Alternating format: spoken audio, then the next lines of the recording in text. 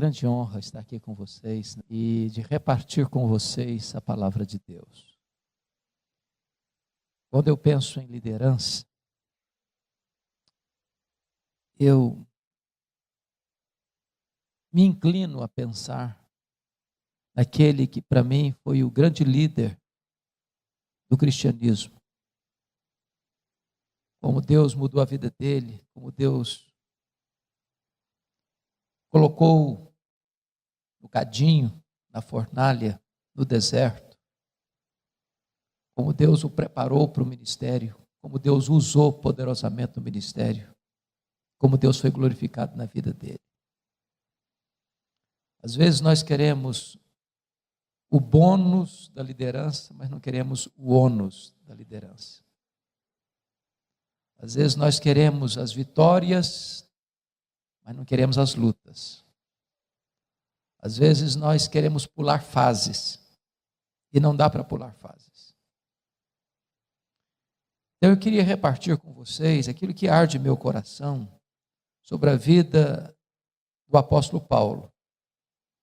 E peço a você para abrir sua Bíblia comigo na última carta que Paulo escreveu, que é a sua carta a Timóteo, a segunda carta a Timóteo. E eu acho que todos vocês, está no capítulo 4, versos 6 a 18, é o texto que vamos ler. 2 Timóteo 4, 6 a 18. Todos vocês têm plena ciência de que essa foi a última carta que Paulo escreveu. Vocês têm plena convicção também que Paulo escreveu esta carta da sua segunda prisão em Roma, quando ele já tinha plena certeza que seria morto. Ele não estava preso como na primeira vez, anos 61, 63, numa prisão quase que domiciliar.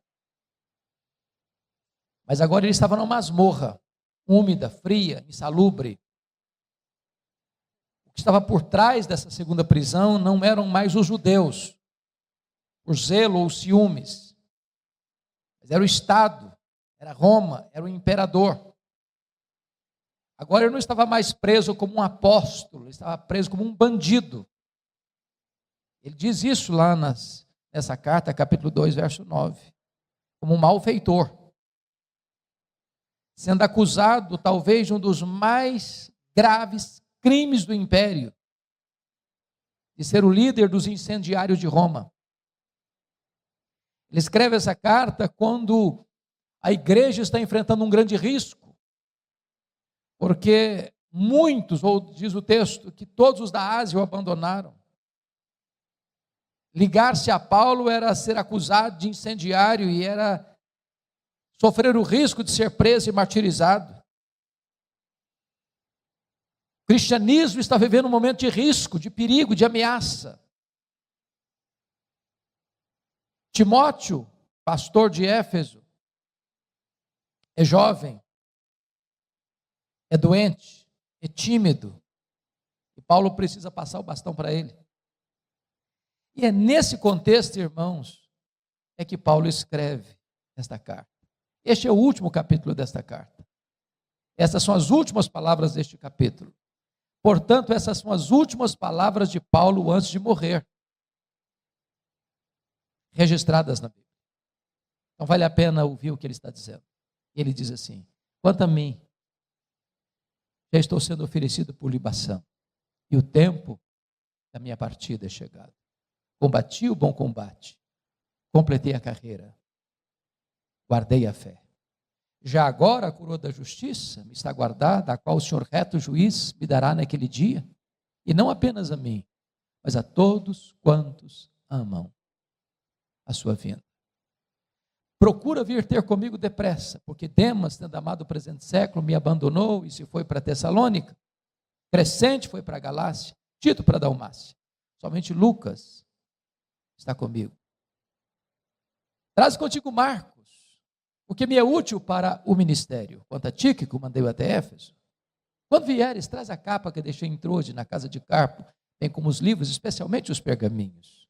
Alexandre, o latoeiro, causou-me muitos males. O Senhor lhe dará paga segundo as suas obras. Guarda-te também dele, porque resistiu fortemente às nossas palavras. Na minha primeira defesa, ninguém foi a meu favor, mas todos me abandonaram. Que isso não lhe seja posto em conta. Mas o Senhor me assistiu e me revestiu de forças, para que por meu intermédio a pregação fosse plenamente cumprida, e todos os gentios a ouvissem, e fui libertado da boca do leão. O Senhor me livrará também de toda obra maligna, e me levará salvo para o seu reino celestial. A Ele glória pelos séculos dos séculos. Amém. Irmãos amados, quem foi este homem? Quem foi este homem? Que morreu pobre, abandonado, cheio de cicatrizes, arrancado de uma masmorra insalubre e levado para o patíbulo, onde foi degolado. Quem foi este homem que de Jerusalém ao Ilírico pregou o evangelho e plantou igrejas nas províncias da Galácia, da Macedônia, da Acaia e da Ásia Menor? Quem foi este homem que foi açoitado, apedrejado, preso, enfrentou naufrágios, que foi caçado por todo canto, por todo lado, mas que deixou igrejas estabelecidas e líderes constituídos nas igrejas? Quem é este homem que hoje é mais influente do que todos os Césares de Roma juntos? Eu gostaria de apresentar este homem para vocês nesta manhã.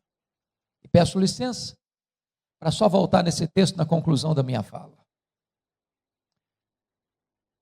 Talvez a primeira revelação que nós temos sobre ele, do ponto de vista cronológico, está lá em Filipenses, capítulo 3, versos 5 e 6, quando diz que ele foi circuncidado ao 8º dia, da linhagem de Israel, da tribo de Benjamim, hebreu de hebreus, quanto à lei fariseu, quanto ao zelo perseguidor da igreja. Ele era uma espécie de judeu puro sangue. Diz Atos 22, versículo 3, que ele nasceu em Tarso, na Cilícia, portanto era cidadão romano por direito de nascimento, e que ele foi enviado pelo seu pai para Jerusalém, onde morava sua irmã, para estudar aos pés do grande rabino neto de Hilel, para ser um líder do judaísmo, para ser um expoente da sua religião. E ele se forma aos pés de Gamaliel, recebendo a instrução, recebendo o conhecimento, recebendo capacitação.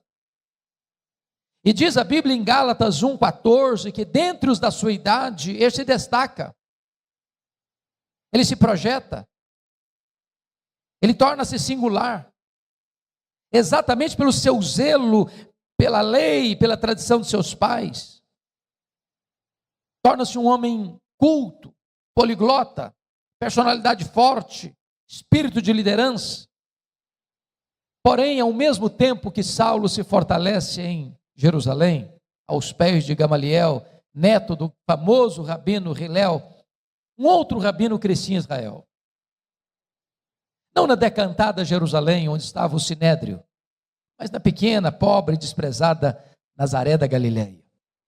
Não perlustrando os bancos de uma academia, mas na urdidura da luta de uma carpintaria com as mãos calejadas. E o rabino da Galileia, aos 30 anos de idade, vai ao Jordão, é batizado por João Batista, e dá início ao seu ministério. E diz a Bíblia que ele não ensinava como os escribas, mas como quem tem autoridade.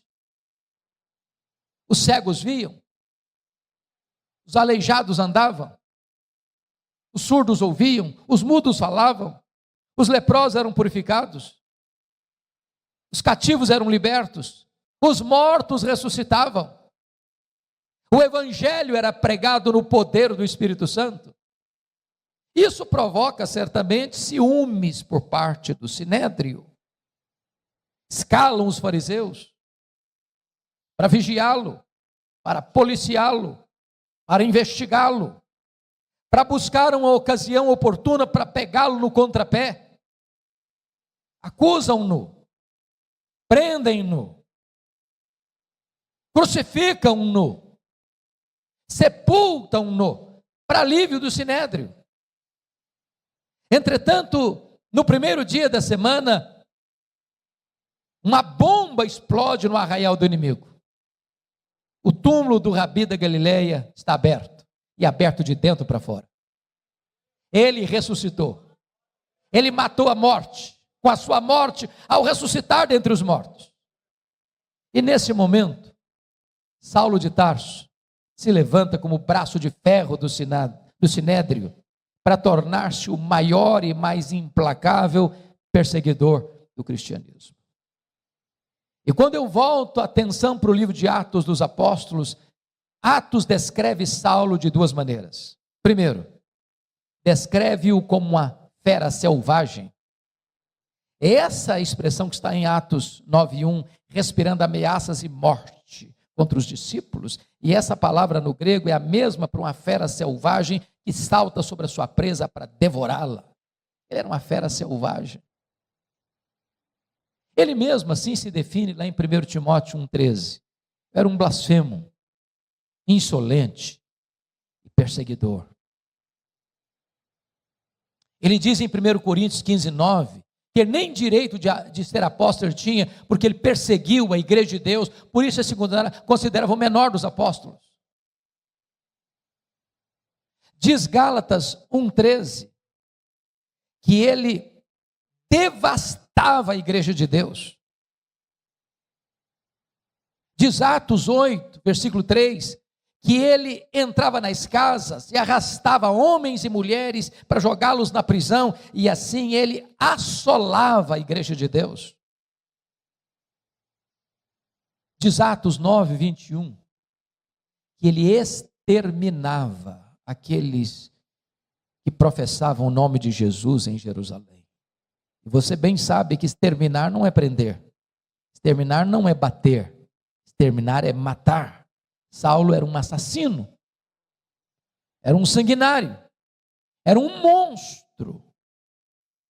Se não vejamos, Atos 22:4, ele disse que perseguiu o caminho até a morte.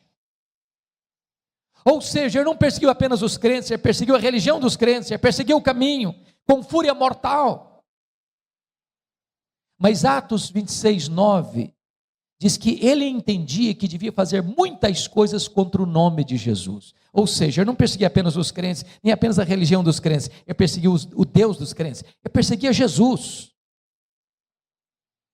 Mas Atos 26:10 diz que ele encerrou muitos, não alguns, não poucos, mas muitos dos santos em prisões, e contra esses muitos ele dava o seu voto quando os matavam.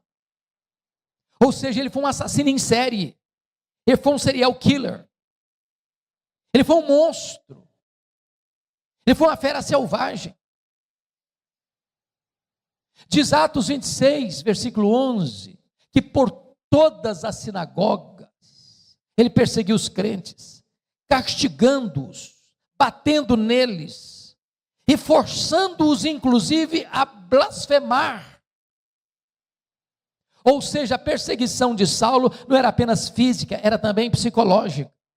Ele entrava numa sinagoga e dizia para os crentes assim: ou vocês negam a Jesus, eu prendo vocês, ou vocês negam a Jesus, eu bato em vocês, ou vocês negam a Jesus, ou eu mato vocês. Ele não respeitava famílias, ele entrava dentro das casas, ele não respeitava lugares sagrados, ele entrava dentro das sinagogas, ele era uma fera selvagem. Mas no Novo Testamento, normalmente o livro de Atos, nos traça um segundo retrato deste homem. Ele não era apenas uma fera selvagem, ele era também um touro indomável. Isso está em Atos 26:14. Quando o próprio Senhor Jesus aparece para ele e diz: Saulo, Saulo, por que me persegues? Dura coisa te é recalcitrares contra os aguilhões. Eu fui criado na região rural e vi muito boi sendo amansado para o trabalho doméstico. E um dos principais instrumentos para amansar um boi bravo é o aguilhão. O aguilhão. Às vezes nós pensamos que o Espírito Santo só começou a trabalhar na vida de Saulo lá no caminho de Damasco. Isso não é verdade. Isso não é verdade.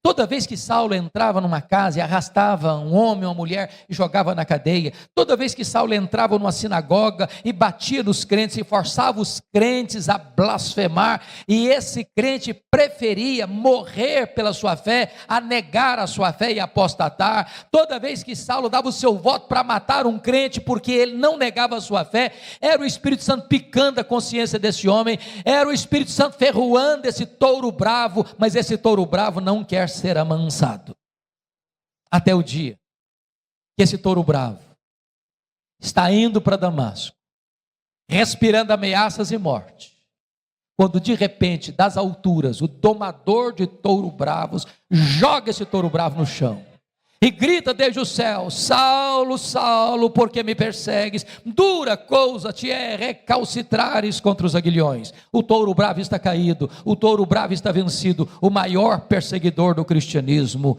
está convertido. Bendito seja Deus. A graça de Deus é irresistível. Fecha-se aqui o primeiro capítulo da sua vida. Abre-se um novo capítulo. A preparação de Saulo para o ministério. E diz a Bíblia que ele é levado da estrada de Damasco para a casa de Judas, na rua direita, em Damasco. E diz Atos 9:13, que Deus aparece para um discípulo em Damasco chamado Ananias e diz: vai na rua direita, na casa de Judas, e impõe as mãos sobre Saulo para que ele seja curado. E Ananias responde para Deus: mas Senhor, eu tenho ouvido falar de tanta gente, quantos males tem feito este homem aos teus santos em Jerusalém? Mas Deus diz: vai, porque ele é para mim um vaso escolhido. Eu enviarei para longe aos gentios, e eu lhe mostrarei o quanto importa sofrer pelo meu nome. Diz a Bíblia que Ananias vai então e impõe as mãos sobre Saulo, e ele é curado da sua cegueira. Está 3 dias orando, jejuando. E quando Ananias impõe as mãos, as escamas caem dos olhos, ele é curado. Diz a Bíblia que ele recebe o Espírito Santo e que ele é batizado. E agora confira comigo aí Atos 9, versículo 20. Logo que ele é curado, logo que ele recebe o Espírito Santo, logo que ele é batizado, diz a Bíblia ele que começa a pregar nas sinagogas de Damasco, afirmando que Jesus é o Filho de Deus. Agora veja o verso 22. Saulo mais e mais se fortalecia, confundindo os judeus, demonstrando que Jesus é o Cristo. E eu pergunto a vocês, há alguma diferença entre o que ele fez no verso 20 e o que ele fez no verso 22? No verso 20 ele afirma que Jesus é o Filho de Deus. Mas no verso 22 ele demonstra que Jesus é o Messias, que Jesus é o Cristo. Há uma grande diferença. Demonstrar é provar uma tese detalhada, meticulosa e exaustivamente. A pergunta é: quanto tempo durou entre o que ele fez no verso 20 e o que ele fez no verso 22? Atos não responde essa pergunta. Mas a resposta está em Gálatas capítulo 1, versículos 15 a 18. Diz que quando ele foi convertido lá na estrada de Damasco, ele não subiu para Jerusalém onde estavam os apóstolos, ele não consultou carne e sangue, mas ele partiu para a região da Arábia, e lá ele expendeu 3 anos, quando ele então retorna novamente para Damasco, e então diz o verso 18 de Gálatas 1, é que ele vai para Jerusalém. A pergunta é: o que é que ele ficou fazendo 3 anos na Arábia? E a resposta é: um seminário intensivo com o Senhor Jesus. Se Jesus investiu 3 anos nos apóstolos em Israel, Jesus investe 3 anos em Saulo na Arábia. A teologia que Paulo ensina, ele não a ensina como ensinava as doutrinas do judaísmo, aprendendo numa academia. Ele recebe essa teologia por revelação direta do Senhor Jesus. Nesses 3 anos ele releu o Antigo Testamento e então chega à conclusão que aquele Jesus que ele perseguira de fato é o Messias, e convencido dessa verdade, diz Gálatas 1,17, que ele retorna outra vez para Damasco, e é nessa volta é que se encaixa o verso 22. Saulo mais e mais se fortalecia, confundindo os judeus, demonstrando que Jesus é o Cristo. O que acontece com ele? Os judeus querem matá-lo em Damasco. Ele tem que fugir. De forma humilhante, desde um cesto, muralha abaixo, de noite. E ele vai para onde agora? Agora ele vai subir para Jerusalém. Confira aí Atos 9, versículo 26. Eu preciso muito da sua atenção aqui, porque eu quero levantar uma tese agora. E a tese que eu quero levantar é esta. Às vezes nós imaginamos que Saulo foi poderosamente usado por Deus desde a sua conversão, e isso não é um fato. Isso não é um fato. Saulo precisou aprender uma das mais importantes verdades do cristianismo: a doutrina da nova aliança. Verdade essa que ele mesmo vai ensinar mais tarde na sua segunda carta aos Coríntios, capítulo 2, verso 14 em diante, quando ele diz assim: graças, porém, a Deus, que em Cristo sempre nos conduz em triunfo, e por meio de nós manifesta a fragrância do seu conhecimento, tanto nos que são salvos, como nos que se perdem. Para uns cheiro de vida, para outros aroma de morte, para a morte. Mas quem, porém, é suficiente para essas coisas? A resposta fica no ar, no capítulo 2, verso 16, segundo aos Coríntios, e só é dada em 2 Coríntios, capítulo 3, quando diz: a nossa suficiência vem de Deus. A tese que eu quero levantar é essa: quando Saulo sobe aqui para Jerusalém, ele não está governado pela nova aliança, ele ainda está governado pela velha aliança. Eu explico. O que é a velha aliança? Quando Moisés recebe as tábuas da lei, lá no Sinai, o povo de Israel disse assim para ele: tudo que o Senhor falou, nós faremos. E eu pergunto a vocês: fizeram? Não, não fizeram. E por que não fizeram? Faltou-lhes sinceridade?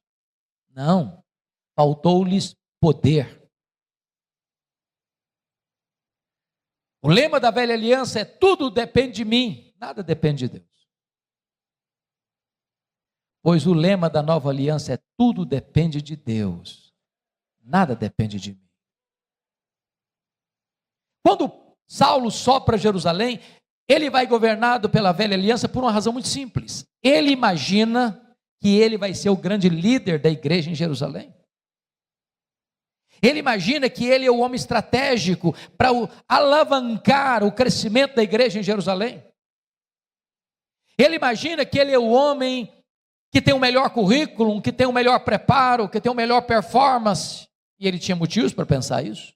Primeiro, porque os apóstolos de Jesus eram galileus. E você bem sabe que em Jerusalém, na Judéia, os galileus eram tidos como gente de segunda classe. Era chamada de Galileia dos gentios. Tanto é fato que quando aconteceu o Pentecostes, vocês se lembram disso, a multidão se ajunta e 3 coisas aconteceram. Primeiro, ceticismo. O que quer isso dizer? Segundo, preconceito. Esquece, são galileus. Terceiro, zombaria. Estão bêbados. Saulo pensou: esses homens galileus aqui em Jerusalém não vão conseguir nada. Segundo motivo, os apóstolos eram iletrados, diz a Bíblia. Jerusalém era a capital intelectual da teologia. Lá estavam os escribas, lá estavam os doutores, lá estavam os fariseus, lá estava o sinédrio. Ele pensou: além de galileus são incultos, aqui em Jerusalém não vai dar certo, não vai funcionar. Ele, Saulo, conhecia Jerusalém. Ele perseguiu a igreja de Jerusalém. Ele conhecia os corredores eclesiásticos do sinédrio. Ele pensou: eu tenho o melhor currículo, eu tenho o melhor preparo, eu tenho melhor performance, eu vou ser o grande líder. Quando ele chega, confira aí comigo Atos 9, 26, os discípulos, os membros da igreja de Jerusalém, não acreditaram na conversão dele. Pensaram que ele estava blefando, pensaram que ele estava sabotando a fé cristã e bateram a porta da igreja na cara dele. Para quem queria ser líder, nem recebido foi. Deus golpeia o orgulho dele aqui. Olha Atos 9, 27, porque agora é Barnabé quem o acolhe, quem o recebe, quem o introduz aos apóstolos, e agora sim os apóstolos escutam-no, ouvem-no, acreditam nele e o recebem, e agora sim ele tem trânsito livre dentro da igreja. Discute com os helenistas. Quando os helenistas, judeus nascidos fora de Israel, tomam a seguinte decisão: vamos matar Saulo. Quando eles tomaram essa decisão, os discípulos, os membros da igreja chegaram para ele e disseram assim: ô Saulo, você tem que ir embora da nossa igreja. Não dá para você ser o nosso pastor, não. Agora, deixa eu falar uma palavrinha para os pastores aqui. Não é fácil para você estar convencido que deva ficar na igreja e os membros da sua igreja estão convencidos que você deve sair da igreja. É complicado.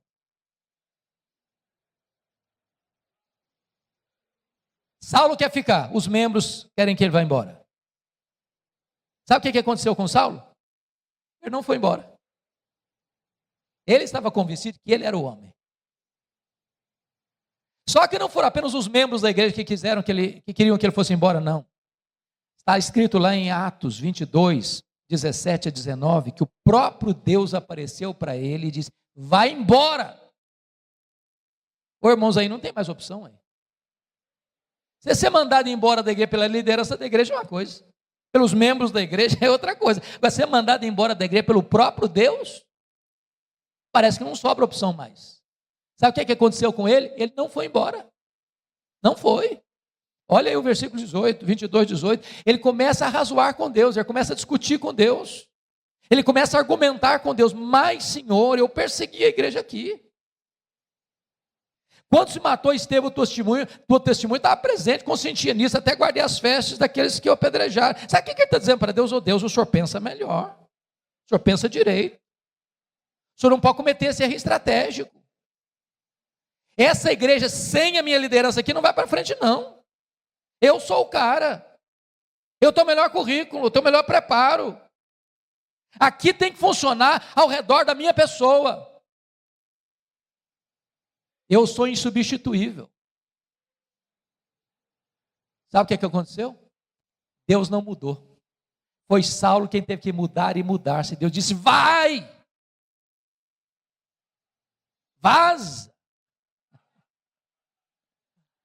Sabe o que aconteceu com ele? Ele não foi. Não foi. Volta a sua atenção para Atos 9:30, por favor. Diz o texto que os discípulos o levaram até Cesareia. Preste bem atenção, ele não foi, ele foi levado. Ele não saiu, saíram com ele. Ele saiu de Jerusalém como Ló saiu de Sodoma, a reboque. E de Cesareia mandaram-no para onde mesmo? Para Tarso. Sabe onde é Tarso? O lugar que ele nasceu. Sabe o que Deus está dizendo para esse cara que acha-se insubstituível? Meu filho, se você pensa que eu preciso de você, é você quem precisa de mim. Então arruma as malas e volta para casa. Sabe quanto tempo Saulo ficou em casa, no anonimato, no banho-maria, longe dos holofotes? Mais de 10 anos. Para quem queria ser líder. Sabe por quê? Porque antes de Deus trabalhar através de você, Deus trabalha em você.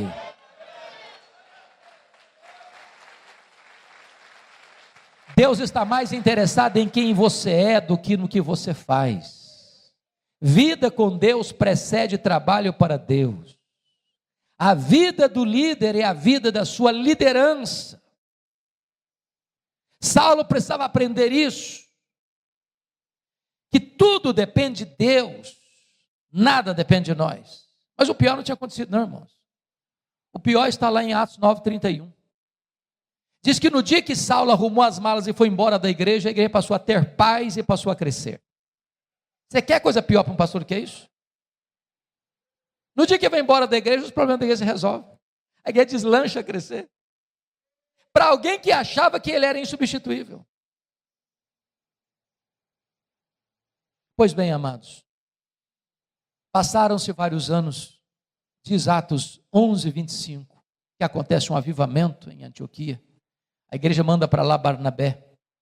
Barnabé se alegra em ver a graça de Deus. Lembrou-se de Saulo, foi lá em Tarso de Saulo: eu preciso de você, vamos comigo para Antioquia. E eles ensinam uma multidão de discípulos. Quando Atos 13, 1-3 diz que, estando a igreja reunida, orando e jejuando, o Espírito Santo disse: separai-me agora a Barnabé e a Saulo para a obra a que os tenho chamado. Prestem bem atenção, aqui o Espírito Santo mandou separar. Não foi Saulo e Barnabé, foi Barnabé e Saulo. Já foi reserva alguma vez? Já andou na sombra de alguém alguma vez? Saulo não era o líder, ele era o liderado. Deus ainda estava trabalhando nele para depois trabalhar através dele. Diz a Bíblia que João Marcos, auxiliar dos dois missionários, acompanha os dois. E ele chega em Pafos. O procônsul Sérgio Paulo se interessa em ouvir o evangelho, mas o seu mágico de tiracolo, Elimas, tenta impedi-lo, porque se o procônsul se convertesse, o mágico perdia o emprego. E diz a Escritura que, diante desse cenário, Saulo, cheio do Espírito Santo, fixou os olhos no mágico e disse: ó servo do diabo, até quando perverterás os retos caminhos de Deus? Pois ficarás cego. O mágico fica cego, os olhos espirituais do procônsul são abertos, é convertido a Cristo, e a partir desse momento, Saulo deixa de usar o seu nome judaico Saulo, e passa a usar o seu nome romano Paulo, e a partir daí ele se torna o maior líder do cristianismo. Por quê? Porque aprendeu uma lição: tudo depende de Deus, nada depende de mim.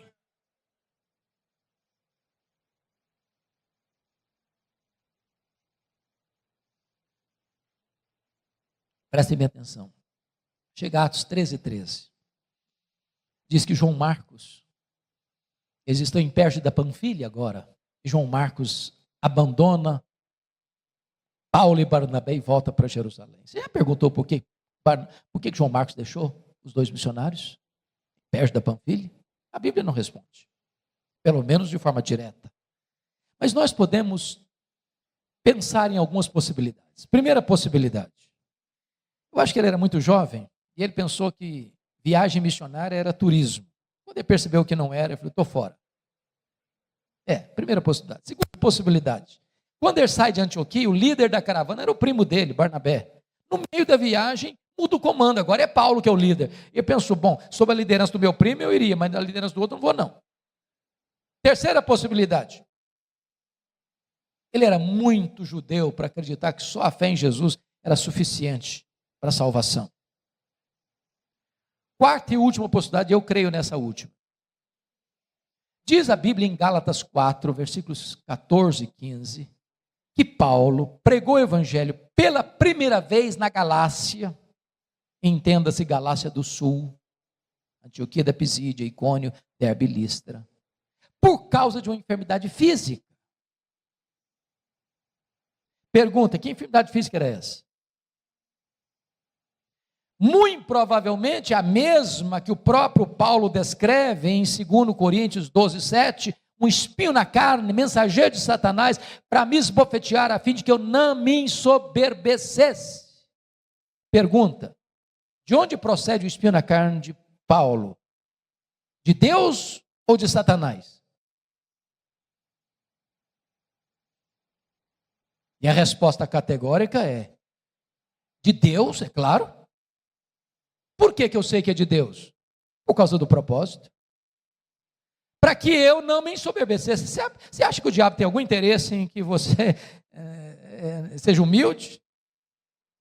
Não, o diabo quer inflar o seu orgulho. Agora, quando Deus usa uma providência carrancuda para burilar você, Satanás pega esse sofrimento e bate na sua cara com ele. Está vendo aí, como é que Deus ama você? Olha como você está sofrendo. Então eu acredito o seguinte: essa região de Antioquia, essa região de Perge da Panfilha, Atos 13:13, diz os estudiosos, era uma região pantanosa, alagadiça, com forte incidência de malária, e muito provavelmente Paulo pega uma malária nessa região, que dava uma dor de cabeça alucinante. Por isso Paulo tinha talvez problema na sua visão, que quando ele chega lá na Galácia do Sul, os crentes chegaram a dizer o seguinte: nós gostamos tanto de você, nós vimos você como um anjo de Deus, se possível nós teríamos arrancado os nossos próprios olhos para dar para você. É por isso que Paulo usava talvez um amanuense para escrever suas cartas, e quando ele estava terminando a carta, ele tomava a caneta, a pena, e escrevia: vezes com que grandes letras eu vos escrevo. Talvez seja por isso que quando ele estava lá no sinédrio, e o sumo sacerdote mandou esbofeteá-lo, ele chamou de parede branqueada, porque talvez enxergasse meio lusco-fusco. O certo é, e João Marcos deve ter pensado assim: eu estou muito jovem para ficar doente, vou voltar para a casa da minha mãe. Bom, então diz a Bíblia que Barnabé, ou agora Paulo e Barnabé, sobem as montanhas do Cáucaso, vão lá para a Galácia do Sul e começam a pregar. Antioquia da Pisídia, Icônia, Derbe, Listra, com lutas, com lágrimas, com sangue, mas deixam a obra de Deus estabelecida. Entenda uma coisa: a bênção de Deus no seu ministério não significa que você não terá oposição no seu ministério. Luta no ministério não é sinal da ausência da bênção do eterno. O crescimento da igreja virá acompanhado de forte oposição de Satanás e do mundo. Paulo é apedrejado, mas igrejas são plantadas, liderança é estabelecida. E diz agora Atos 14, verso 27, que agora ele retorna à igreja enviadora, a igreja de Antioquia, e diz lá que reunida a igreja, relataram quantas coisas fizera Deus, e como Deus abrira a porta do evangelho aos gentios. Nota de rodapé: tem espaço para testemunho na igreja, mas não tem espaço para projeção humana na igreja. Não relataram quantas coisas fizeram eles, relataram quantas coisas fizera Deus. Quem faz a obra é Deus. Nós somos apenas os instrumentos. Nunca queira os holofotes para você. Nunca tente roubar a glória que só pertence a Deus. Deus não divide a sua glória com ninguém. Agora preste atenção. Quando a igreja avança, a oposição cresce. Porque Atos 15:1 diz que os membros da seita dos fariseus desceram de Jerusalém e disseram para os crentes gentios assim: se vocês não se circuncidarem, se vocês não guardarem a lei de Moisés, vocês não poderão ser salvos. Essa teologia não está boa. Está dizendo o seguinte: sua fé em Jesus não é suficiente. O sacrifício de Cristo não foi eficaz. É preciso complementar a obra de Cristo com as obras da lei. Isso não é evangelho, isso é outro evangelho, isso é um falso evangelho. Não dá para fazer obra missionária, essa teologia não está boa. Prestem bem atenção nisso. Quando a teologia não está boa, quanto mais se prega, pior fica. Então diz a Bíblia que Paulo não vai avançar na obra missionária antes de resolver o problema doutrinário. Então o concílio é reunido, as discussões são feitas, a decisão é tomada, a decisão é escrita, uma comissão é nomeada para ler esse documento resolvido lá naquele concílio, nas igrejas gentílicas, que só a fé em Cristo é suficiente, e acabou. A obra de Cristo na cruz foi perfeita, foi final, foi completa, foi cabal. Eu e você, a igreja não pode acrescentar mais nada à obra plena que Cristo realizou na cruz. Agora está resolvido o problema doutrinário? Vamos voltar. Aí Atos 15:36, Paulo chega para Barnabé e diz: aí Barnabé, vamos voltar, filho? Vamos sim, Paulo, só um detalhe: o meu primo João Marcos quer voltar com a gente. Aí diz a Bíblia que Paulo radicalizou e disse: não, comigo ele não vai não. Eu não acho justo levarmos aquele que nos abandonou desde perto da Panfilha. Comigo esse menino não vai. Ele não serve para ser meu companheiro de viagem. Eu não quero esse rapaz na minha companhia para fazer a obra de Deus. Comigo ele não vai. Prestem atenção que Paulo está sendo radical. Nota de rodapé de novo. Os líderes da igreja não deviam brigar, mas às vezes brigam. Os líderes da igreja não deviam ter desavença um com o outro, mas às vezes tem. Mas deixa eu dizer uma coisa para você: mesmo quando os líderes brigam, a obra de Deus não pode ser frustrada. O plano de Deus não pode ser frustrado. Agora, em vez de uma caravana, tem duas. A Bíblia diz que Paulo pega Silas, profeta de Jerusalém, Barnabé investe no seu primo João Marcos, vai para Chipre.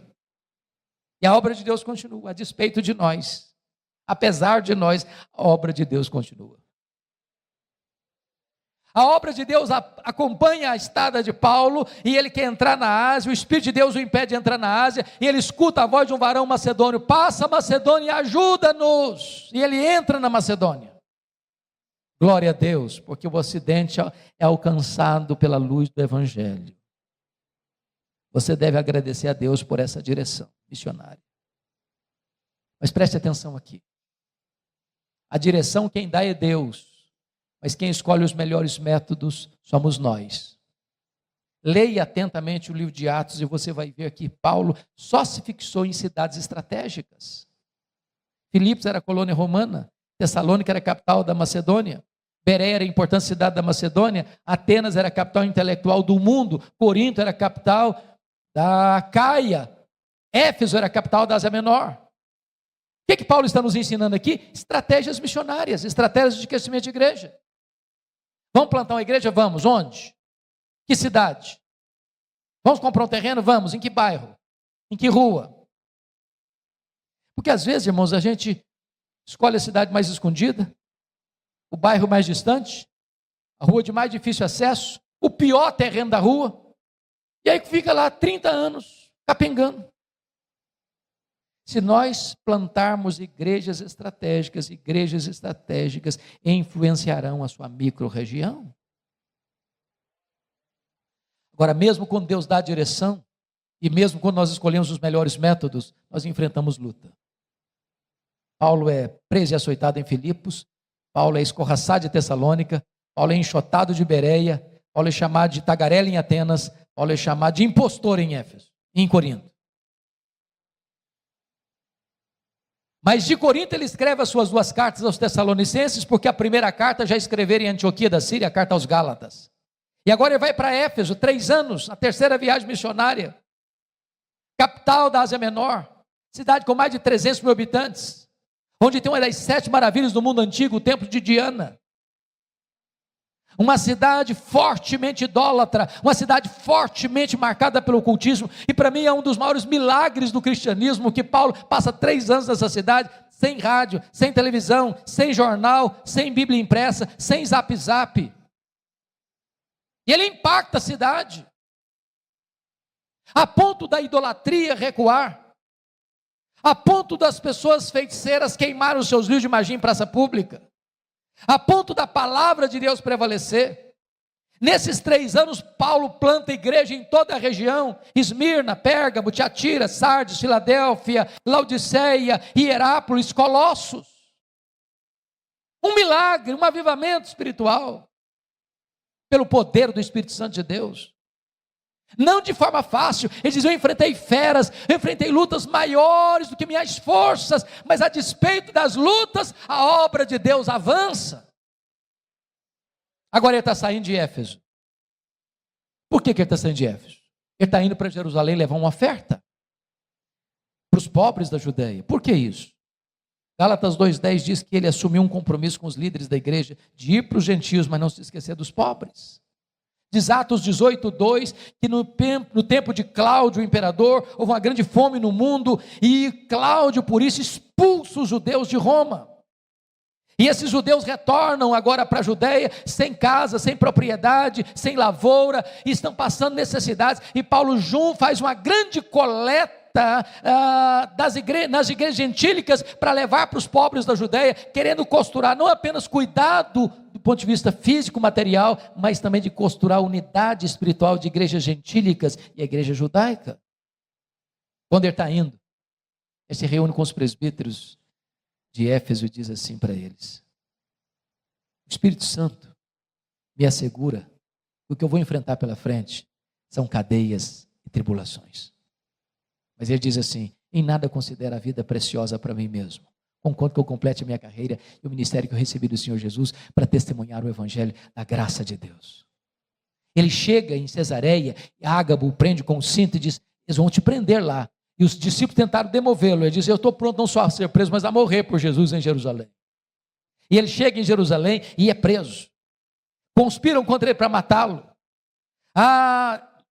conspirata descoberta, e Paulo então é levado a Cesareia, e fica 2 anos sendo acusado pelos judeus, sob o governo de Félix e Festo, e diante da fraqueza de Festo, pronto para entregá-lo para o Sinédrio, para ganhar apoio político, Paulo entende a trama e diz: eu sou cidadão romano, e quero ser julgado em Roma. Festo diz: para Roma você quer ir? Para Roma você irá. Deus havia dito em Atos 23:11, coragem, Paulo, assim como você deu testemunho em Jerusalém, eu quero que você dê também em Roma. Deus o queria em Roma, Paulo queria ir para Roma. Quando ele parte para Roma, ele enfrenta um naufrágio. Você pode entender isso? Tinha 276 pessoas naquele navio. O desespero tomou conta de todo mundo. A morte mostrou para eles a sua carranca. E um anjo apareceu para Paulo e disse: coragem, Paulo, ninguém vai morrer. Eu entreguei toda essa gente na sua mão, mas é necessário que vocês vão dar numa ilha. Quando o dia amanheceu, eles avistaram a ilha de Malta, o navio se arrebenta todo, ninguém morre, todos são salvos. E os malteses, bárbaros que não falavam grego, prepararam uma grande fogueira para aquecê-los. Paulo foi o único que quis manter a fogueira acesa, pegou um punhado de gravetos e jogou no fogo, e quando ele joga o punhado de gravetos no fogo, do fogo brota uma víbora e prende na mão dele. Aquela cobra tinha 276 outras opções para morder. Mas logo na mão do Paulo, os bárbaros gritaram na hora: é um assassino, tenta se livrar do mar, a justiça não deixa viver, vai cair, vai inchar, vai morrer. Não caiu, não inchou, não morreu, mudaram de opinião, é um Deus. Não, agora não é nem um assassino, nem um Deus, é o servo do Deus vivo. Quando você lê Atos, você vai notar que não foi a tempestade que o levou para Malta, foi a mão da providência divina. Porque o pai do prefeito estava doente, ele orou por ele, ele foi curado, os demais enfermos vieram, ele orou por eles, eles foram curados, e agora Paulo passa os 3 meses de inverno rigoroso ali, e os malteses o mandam para Roma com todas as suas necessidades supridas. Quando eu chego em Roma, há 2 anos preso, e ele escreve aos Filipenses 1:12 assim: meus irmãos, eu quero que vocês saibam que as coisas que me aconteceram têm antes contribuído para o progresso do Evangelho. Que coisas são essas, Paulo, que você está falando, que aconteceram para você? Eu podia resumir para nós assim: olha, eu fui perseguido em Damasco, eu fui rejeitado em Jerusalém, fui esquecido em Tarso, eu fui apedrejado em Listra, fui preso e açoitado em Filipos, fui escorraçado em Tessalônica, eu fui enxotado de Bereia, fui chamado de tagarela em Atenas, eu fui chamado de impostor em Corinto, eu enfrentei feras em Éfeso, eu fui preso em Jerusalém, eu fui acusado em Cesareia, enfrentei um naufrágio para Roma, eu fui picado por uma cobra em Malta, eu cheguei em Roma preso e algemado, mas eu quero que vocês saibam que as coisas que me aconteceram têm antes contribuído para o progresso do Evangelho. Esse homem não crê em acaso, esse homem não crê em sorte, esse homem não crê em olho gordo, esse homem não tem medo de sexta-feira 13, esse homem sabe que a mão de Deus dirige o seu destino. Porque ele estava preso em Roma, diz ele em Filipenses 1, 3 coisas aconteceram. Primeira coisa, a igreja foi mais encorajada a pregar. Quando viram Paulo preso, algemado, trabalhando mais do que eles, se mexeram. Isso levou Ray Stedman, de saudosa memória, fazer uma declaração insólita. Ele diz assim: um dos mais eficazes métodos de crescimento de igreja, eu não gosto muito desse método, é o seguinte: bote os pastores na cadeia e a igreja crescerá. Segunda coisa, porque Paulo estava preso, ele diz: toda a guarda pretoriana tomou conhecimento das minhas cadeias em Cristo. Sabe o que está acontecendo aqui? Paulo ficou 2 anos preso. Ele era prisioneiro de César, sob a égide do imperador, dentro do palácio do imperador. Tinha que ficar um soldado preso com ele, algemado com ele, todo dia, 3 turnos por dia. Lá estava a guarda pretoriana. Sabe o que era a guarda pretoriana? Era a guarda de elite do imperador. Eram os soldados da mais alta patente do império. Eram 16 mil soldados de escol, algemado com Paulo, todo dia em rodízio. O que Paulo fez com eles? Evangelho neles, evangelho neles, evangelho neles, evangelho neles. Depois de 2 anos, toda a guarda pretoriana estava evangelizada. Se Paulo estivesse solto, ele jamais teria acesso àquele grupo de elite do império, de gente que trafegava pelo corredor do palácio, que tinha influência política no império. Irmãos, Deus não cochila, Deus não dorme, Deus não usa rascunho nos seus planos, Deus não precisa fazer upgrade nos seus propósitos. O plano de Deus é perfeito, louvado seja Deus. Terceiro, porque Paulo estava preso, ele não podia visitar as igrejas. O que é que ele fez? Começou a escrever cartas, as cartas da primeira prisão, Efésios, Filipenses, Colossenses, Filemão. Se Paulo estivesse solto, talvez nós não teríamos essas joias na nossa Bíblia. Quando você pensa que a sua vida está de ponta cabeça, Deus está escrevendo o capítulo mais emocionante da sua história. Dessa primeira prisão, Paulo pediu para sair. Paulo orou para sair. E Paulo saiu. Mas não saiu para se aposentar. Não saiu para vestir um pijama. Não saiu para deitar numa cadeira de balanço, porque não tem aposentadoria no reino de Deus. Enquanto tiver um fiapo de vida e um fôlego nos seus pulmões, você precisa fazer a obra de Deus. Ele saiu para fazer a 4ª viagem missionária. Ele deixou Tito em Creta, deixou Timóteo em Éfeso. Ele passou por Nicópolis, e eu creio firmemente nisso. Ele foi à Espanha, como alguns escritores bem pontuam, como era seu propósito. Só, irmãos, que a política do mundo está mudando. Nesse interregno, vale dizer que ele escreveu 2 cartas, 1 Timóteo e Tito. Mas acontece um fato triste, dramático, terrível, no dia 17 de julho do ano 64. A cidade de Roma é incendiada. 70% da cidade destruída. Dos 14 bairros da cidade, 10 foram devorados pelas chamas. 7 noites, 6 dias de incêndio, 17 de julho a 24 de julho. Os historiadores dizem que foi o próprio imperador Nero que subiu vestido de ator para o alto da torre de Mecenas, assistindo de lá o espetáculo das chamas. Quando o incêndio acabou, os 4 bairros restantes que não foram devorados pelas chamas eram densamente povoados por judeus e cristãos. Isso deu a Nero um álibi para botar a culpa do incêndio nos crentes. Começa um massacre. Os crentes são crucificados, são queimados vivos, são jogados às feras, são mortos à paulada, são afogados. Um banho de sangue. E nesse momento, Paulo está solto, o maior líder do cristianismo. Ele é procurado, ele é caçado, ele é preso. Talvez em Trode, na casa de Carpo. Não deu prazo de pegar os livros, nem os pergaminhos, nem a sua capa. E agora ele é jogado numa masmorra escura, úmida, fria, insalubre, de onde as pessoas saíam leprosas, ou para o martírio. E é dessa prisão que ele escreve a sua última carta, 2 Timóteo. E agora eu peço que você abra no texto que nós lemos lá no começo, para nós encerrarmos.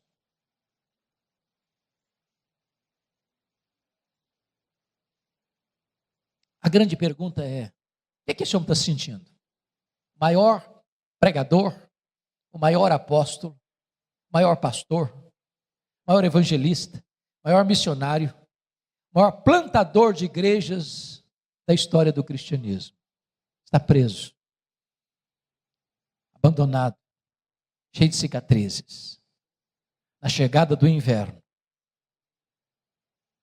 ele vai fazer para nós uma avaliação assim. A primeira avaliação que ele faz é a avaliação do seu passado. Versículo 7, confira aí. Combati o bom combate, completei a carreira, guardei a fé. Está dizendo o seguinte: a minha vida não foi a amenidade, não. Foi um combate, uma luta. Eu não larguei a obra no meio do caminho, não. Eu completei minha carreira. Eu não prostituí minha consciência, não. Eu não vendi meu ministério por dinheiro, não. Eu guardei a fé. Segunda coisa que ele vai fazer é uma avaliação do seu presente. Olha o versículo 6. Quanto a mim já estou sendo oferecido por libação, e o tempo da minha partida é chegado. Sabe o que ele está dizendo? Não é Roma que vai me matar, não. Eu que vou me entregar. Eu não vou me entregar para Roma, não. Vou me entregar para Deus. Uma oferta de libação ao Senhor. E eu não vou morrer também, não. Eu vou partir. Porque a palavra partida aí é um eufemismo para morte. Essa palavra partida no grego tem 3 significados. Primeiro, significa tirar o fardo das costas de alguém. Sabe o que é morrer para um crente? Diz Apocalipse 14, 13. é descansar das suas fadigas. Segundo significado, é desatar um bote para atravessar o rio. Sabe o que significa morrer para um crente? Fazer sua última viagem rumo à pátria celestial. Terceiro, significa afrouxar as estacas de uma barraca, levantar acampamento, ir para sua casa permanente. Sabe o que é morrer para um crente? É mudar de endereço, é ir para a casa do Pai. Paulo não está com medo de morrer, porque sabe em quem tem crido e sabe para onde está indo. A terceira avaliação que ele faz é a avaliação do seu futuro, no versículo 8. Já agora a coroa da justiça me está guardada, a qual o Senhor reto juízo me dará naquele dia, não apenas a mim, mas a todos quantos amam a sua vinda. Sabe o que ele está dizendo? Eu não estou indo para o cadafalso, não. Eu estou indo receber a coroa da justiça. Não importa se Nero vai me considerar culpado, o que importa é que o Rei dos Reis, diante de quem todos vão ter que comparecer, já me declarou justificado, e o que eu vou receber é a coroa da justiça. Mas apesar disso, irmãos, esse homem não é um super-homem, e nem nós deveríamos querer ser.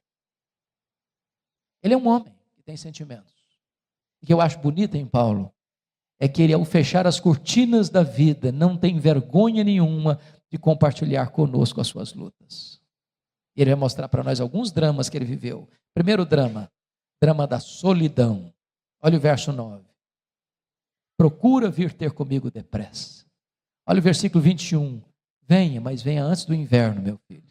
Olha o versículo 11. Quando você vier, filho, traz Marcos contigo.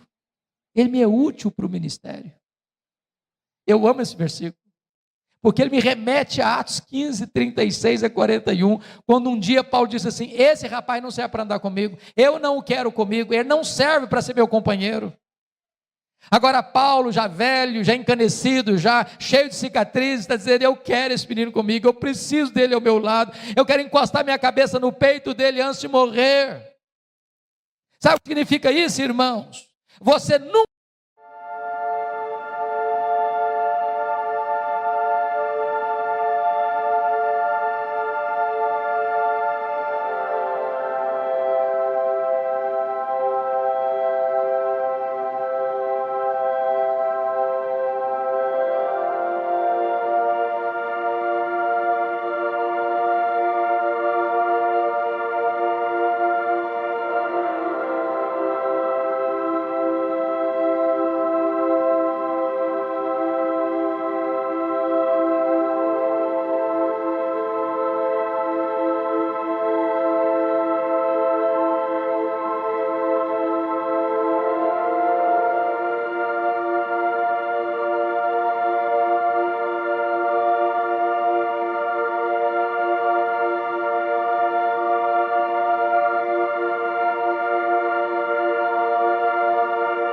é tão grande como quando você é humilde.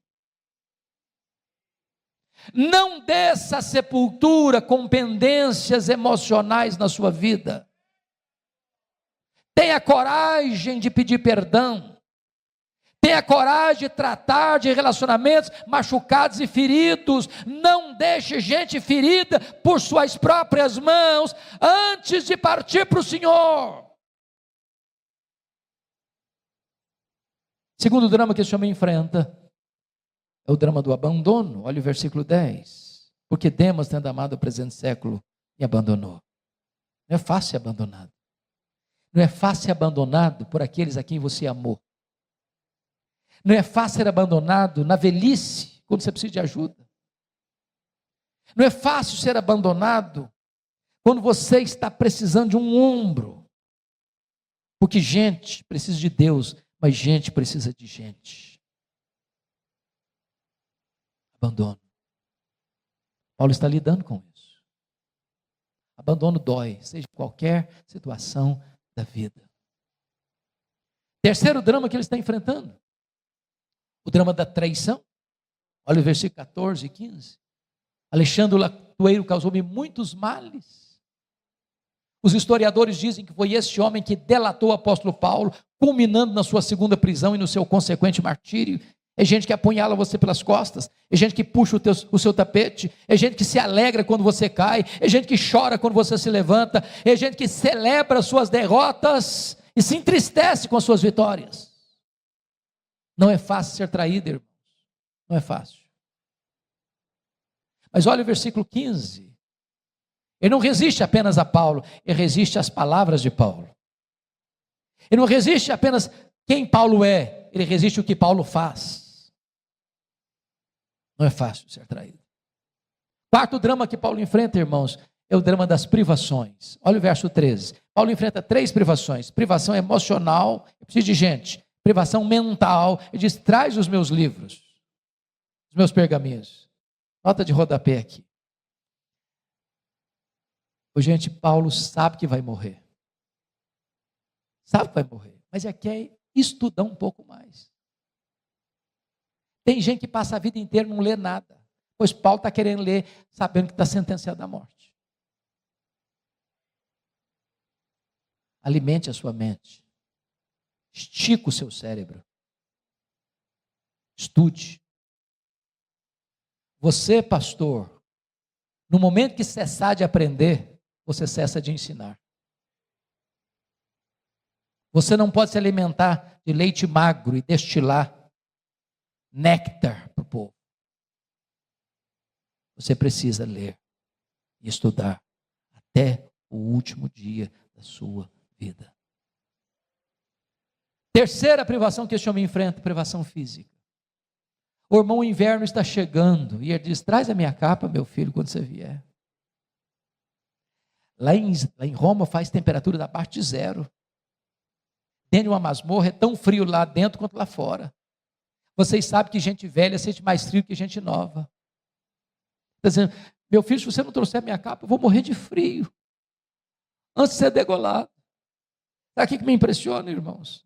É que o maior pastor, maior missionário, maior apóstolo, maior líder, maior plantador de igrejas, maior teólogo do cristianismo, não tem uma capa velha para usar no inverno. Se Paulo fosse lido pelas leis da teologia da prosperidade, ia ser um fracasso. Um fracasso. E quantas vezes você e eu estamos murmurando, tendo casa para morar, tendo roupa para vestir, tendo cama para dormir, tendo comida sobre a mesa.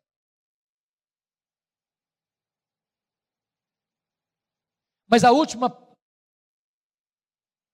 prova que Paulo enfrenta, irmãos, está no versículo 16. O último dilema está no versículo 16. É o problema da ingratidão. Na minha primeira defesa, ninguém foi a meu favor. Eu fico pensando, queridos pastores, que Paulo, sendo pai na fé de milhares de pessoas, ele deve ter pensado assim, naquela audiência, nessa primeira audiência, vai ter um exército de crentes lá para me defender. Eles sabem quem eu sou. Eu não sou um bandido, eu não sou um malfeitor, estou sendo acusado injustamente. Eles vão aparecer lá, eles vão dizer quem eu sou, eles vão testemunhar quem eu sou. Quando ele vai para essa audiência, não aparece ninguém. Eu acho que Paulo olhou para a porta dos fundos, vai entrar um crente, vai entrar um crente. Não entrou ninguém.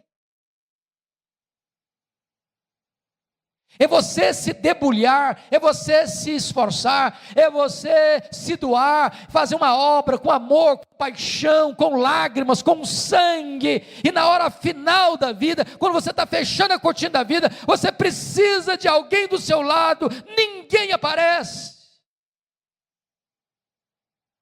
Ingratidão. Mas bendito seja Deus pelo verso 17. Mas o Senhor me assistiu e me revestiu de forças, para que por meu intermédio a pregação fosse plenamente cumprida, e todos os gentios ouvissem, e fui libertado da boca do leão. O Senhor me guardará de toda obra maligna, e me levará salvo para o seu reino celestial. Pode faltar para você o apoio dos homens, mas não faltará para você o socorro de Deus. Pode faltar para você o reconhecimento da terra, mas não lhe faltará a assistência do céu. Bendito seja Deus. A nossa recompensa não está aqui. A nossa coroa não está aqui. A nossa casa permanente não está aqui. A nossa pátria não está aqui.